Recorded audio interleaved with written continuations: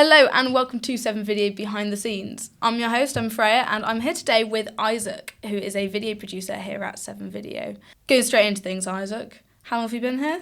So I have worked at 7video for about 5 years now. I think it's literally next month that will be the 5-year mark, I believe. Yeah, and how has your role changed while you've been here?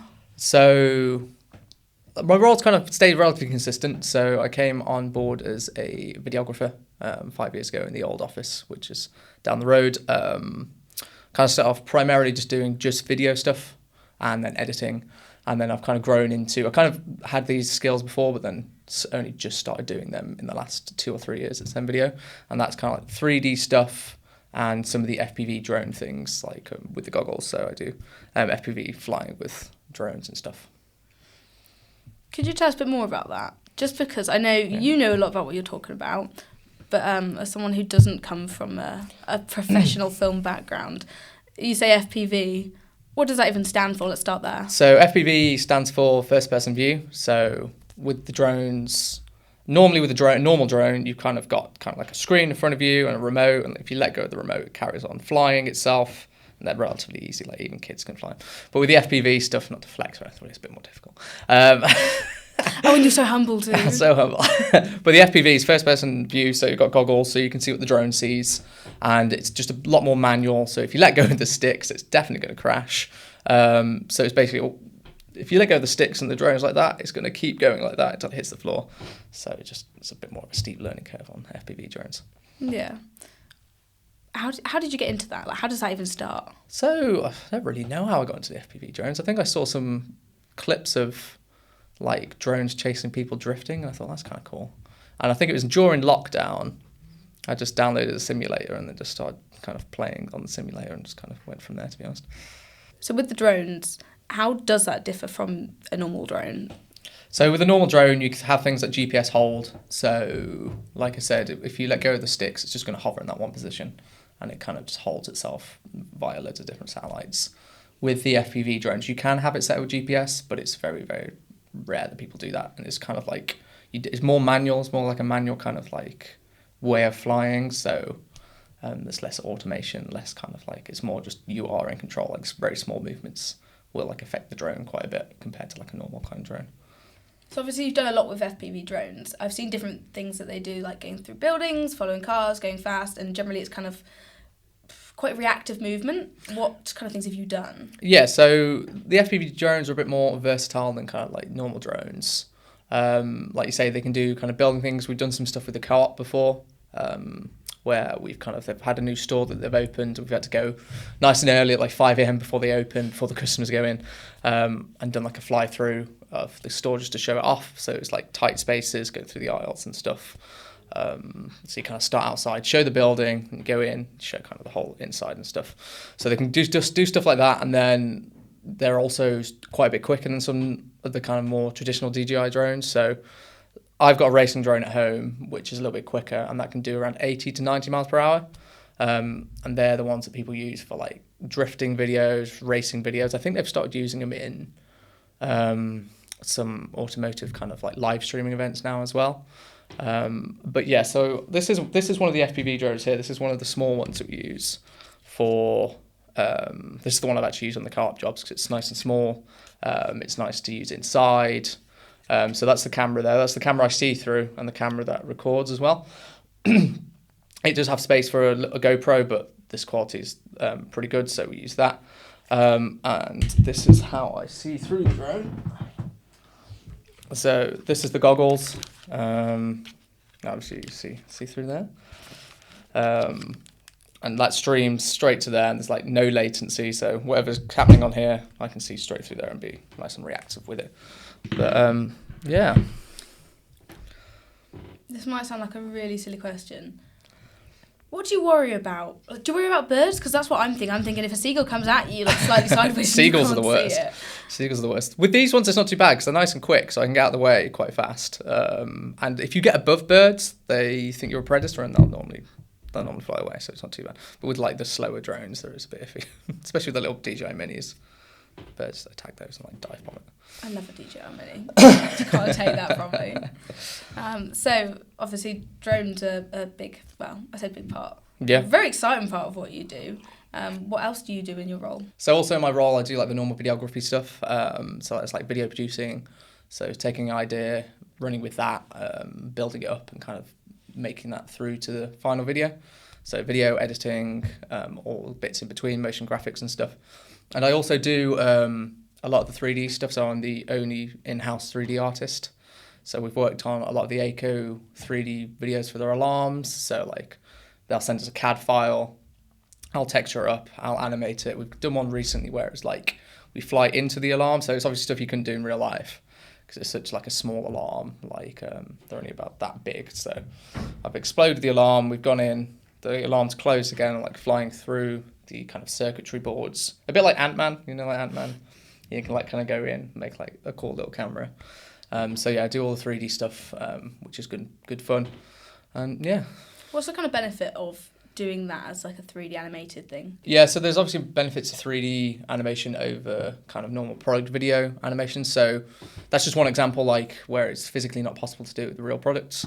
It probably is, but it's not, like, it's a bit more difficult. We'd have to take the alarm apart, suspend it with wires, and then you'd have to do lots of work afterwards. So it's just a bit more efficient to do it in 3D. And a lot of these manufacturers already have the 3D CAD files for making the products themselves. So we take that product file and then I kind of make it into something we can use.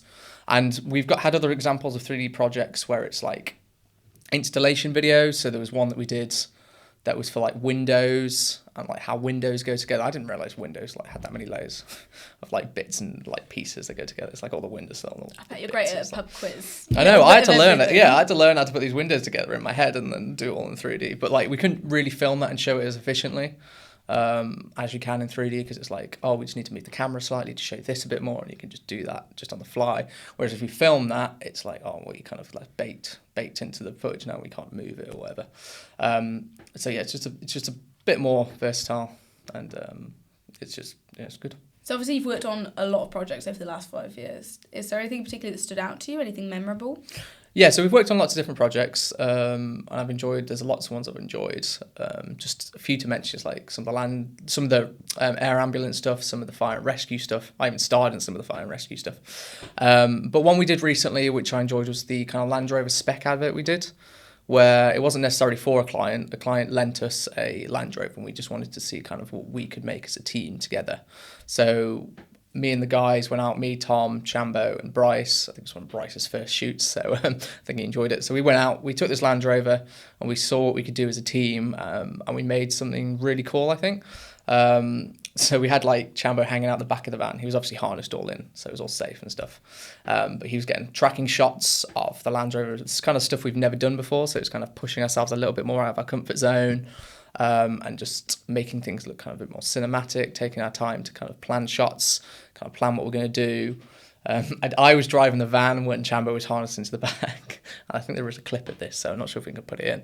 But I went over a big pothole, and Chambo's in the back harnessed in, but he just bounces and like completely like smacks his ribs on the like shelving in the back of the van.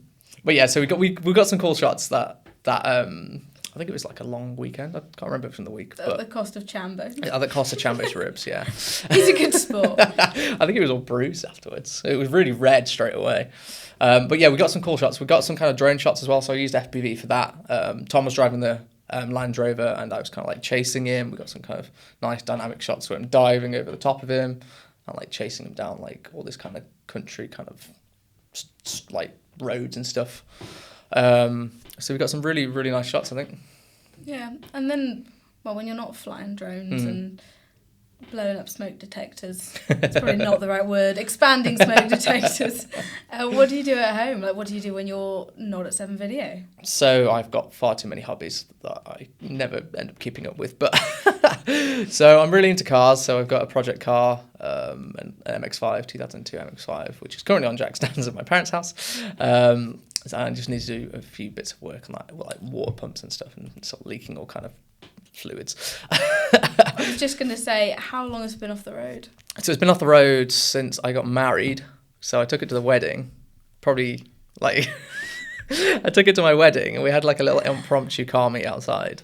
And I think I was using the air suspension a bit too much, because I was going up and down, up and down, up and down. And it caused some kind of internal fault, so I've had to send that off to get repaired. And I've just been waiting for that. The guy, actually, he hasn't messaged me back yet, but so that's... this is some public shaming. On Isaac's follow-up episode, if he's not replied, we're going to name him. Name and shame this guy off eBay. He might have stolen my air suspension. But yeah, so I've got my car that I enjoy working on, more in the summer because working in the winter when the outside is horrible. So I need to repair some leaks on that. It's like the air suspension, it's leaking coolant, it's leaking oil. Don't think it's leaking power steering fluid. I think it's the only thing it's not leaking. So I enjoy working on that, and I go to the gym a lot, so I enjoy kind of like, not bodybuilding, but going to the gym and like kind of enjoying that. I'm trying to just... That's why Isaac's been flexing for this whole podcast. Yeah. It's wide angle. It's not actually that big. That's why it doesn't look that big. No, I'm not going to do that. What else do I do? I enjoy woodwork and stuff as well. I enjoy making furniture and bits and bobs out of like kind of reclaimed wood and stuff. I've not done that for a while, but... yeah, you've been renovating your house. Yeah, so I renovated we bought a house... it was almost a year ago now. I built some of the furniture in the living room for that. And yeah, so I just like building things, to be honest, and use my hands. Yeah. Yeah. It does suit, if that makes sense. I do find that a lot of people that work here. Yeah. Do you know what I mean? It's creative. A It's a very creative thing, isn't it? Yeah. Everyone goes home and they're like, oh yeah, well I come here and I create all day, and I go home and I create. Yeah. And you fix, or you try to, or you think about it. I break and then... I enjoy working on my car. I've not done it for a very long time. And more things are wrong with it than right with it, but I enjoy it, I promise. Yeah, it was a perfect car before I started messing with it, but now it's just broken in many ways. Right, on that note, before you jinx it and make it worse, we are going to leave it there before Isaac jinxes something else. So thank you very much for joining us, and thank you, Isaac, for coming along. It's been good fun. You can keep up with Team 7video at 7video or 7video LTD. I'm sure Tom will put them on the screen for you, and we'll be back in 2 weeks to introduce you to another member of the team.